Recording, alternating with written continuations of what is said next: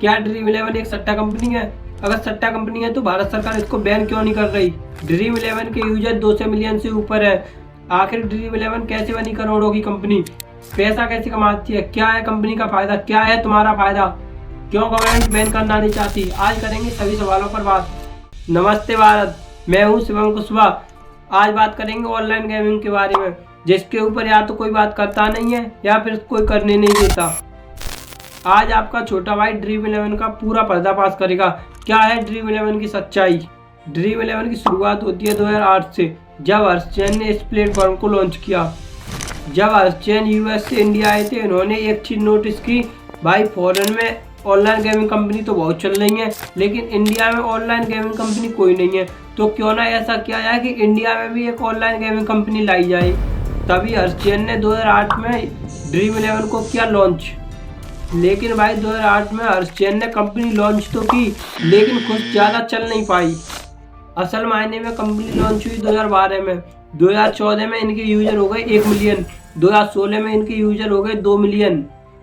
उसके बाद कुछ लोगों ने कोर्ट में दलील डाली, भाई ये तो सट्टा कंपनी है, जज साहब इसको तो बंद करना चाहिए, क्योंकि इसकी वजह से लोगों के घर मकान बिच रहे हैं, इससे लोगों की जिंदगी बर्बाद हो रही है। और जज साहब इंडिया में ऑनलाइन सट्टा खेलने की अनुमति भी नहीं है, ड्रीम इलेवन को बंद करो।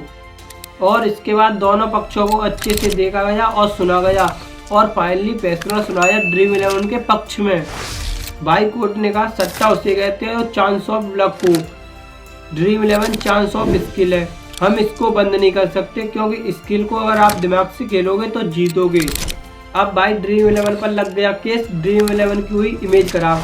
अब भाई ड्रीम इलेवन पर हर कोई विश्वास करने को तैयार नहीं था, इसी कारण से ड्रीम इलेवन के यूजर हो गए कम। अब ड्रीम इलेवन क्या करे? केस लगने के बाद अब किसी को विश्वास नहीं था। ड्रीम इलेवन ने सोचा अब क्या किया जाए भाई, अब क्या होगा ड्रीम इलेवन का? तभी हर्षचैन ने बढ़िया से लगाया दिमाग। उन्होंने सोचा ड्रीम इलेवन की हो गई है इमेज खराब, इस पर कोई विश्वास करेगा नहीं, लेकिन भाई धोनी है तब तक सब मुमकिन है, सब मुमकिन है सब। धोनी पर आंख मीच के कोई भी भरोसा कर लेगा, क्यों ना धोनी को ब्रांड एम्बेसडर बनाया जाए। तभी धोनी ने कहा था खेलो दिमाग से, खेलो खेलो दिमाग से। और 2018 में इनके यूजर होते हैं 45 मिलियन। 2019 आते ही इनका रेवेन्यू हो जाता है 200 मिलियन। बड़े भाई ड्रीम इलेवन बन गई इंडिया की गेमिंग फर्स्ट यूनिकॉर्न कंपनी। अब यूनिकॉर्न क्या होता है? यूनिकॉर्न कंपनी उसे कहते हैं जिसकी वैल्यू 1 मिलियन हो। और 2019 खत्म होते ही इनका रेवेन्यू हो गया 2000 करोड़। अब भाई समझते हैं इनका बिजनेस मॉडल क्या है, ड्रीम इलेवन के पीछे का राज। ड्रीम इलेवन कैसे इतना पैसा कमाता है, मतलब इतने कम दिनों में इतनी ग्रोथ कैसे?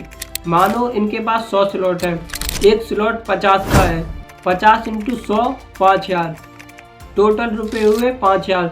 लेकिन भाई उसमें से ये अपना प्रॉफिट निकाल लेंगे 2000, बचा 3000। अब 3000 में से 2000 फर्स्ट प्राइज और 1000 सेकंड प्राइज, और थोड़ा थोड़ा नीचे बांट देंगे, और इनका सेव बच जाएगा 2000। अब आप भाई हारो या जीतो, इनको घंटा परखनी पड़ेगा, इनका पैसा हो गया सेव, इनको मिलेंगे 2000।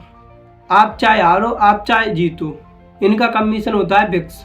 इनका कमीशन 10%, 20%, 15%, 25%, 30% तक होता है। इनका कमीशन फिक्स है। आप हारो या जीतो उनको कुछ फर्क नहीं पड़ेगा। आप अपना गवा रहे हो, उनको क्या, वो तो पैसे वाले हो रहे हैं, आप गवाते रहो अपना, उनको कुछ फर्क नहीं पड़ेगा। इसके अलावा उनके पास अलग अलग कॉन्टेस्ट भी हैं, 100, 200, 500, 1000 वाला। जैसा आपका मन हो उस तरीके का वो रखते हैं, जैसा आपका मन हो वैसा खेल सकते हो आप। कोर्ट ने तो स्किल बता के फैसला सुनाया ड्रीम इलेवन के पक्ष में। लेकिन भाई आपके दिमाग में सवाल आ रहा होगा, सट्टा किसे कहते हैं? सट्टा उसे कहते हैं जो चांस ऑफ लक हो। अब समझते हैं इसको एक एग्जाम्पल के द्वारा। मानो आरसीबी और एमआई में मैच है। अब आपने सामने वाले से शर्त लगाई, मेरी आरसीबी टीम है और आरसीबी जीतेगी, तो भाई ये आपका लक है, आप लक से जीतोगे। आपकी टीम आरसीबी जीत गई तो आपका ये लक है, इसको बोलेंगे सट्टा।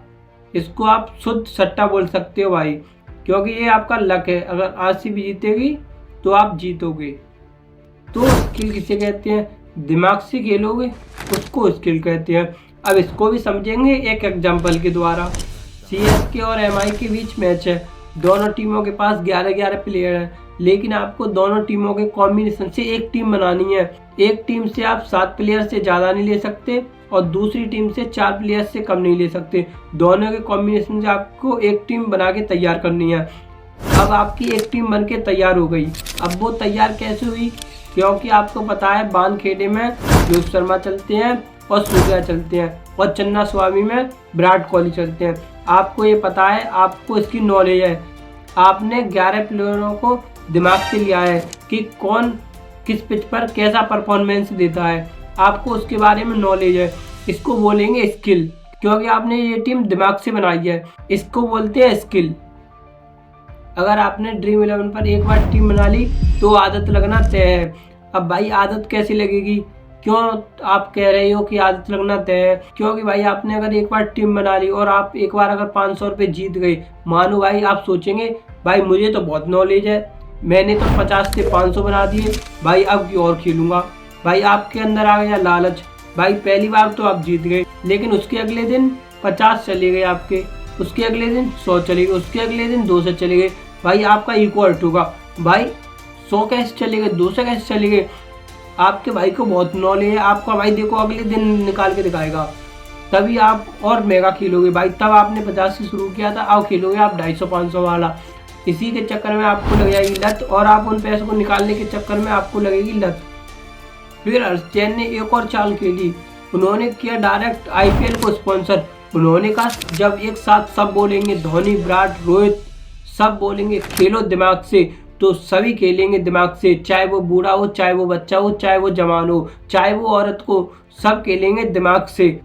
क्योंकि भाई ड्रीम 11 ने 2 से 22 करोड़ का खर्चा किया है। जब इतना खर्चा किया है तो सब बोलेंगे, बोलना पड़ेगा जैसा बुलवाएंगे।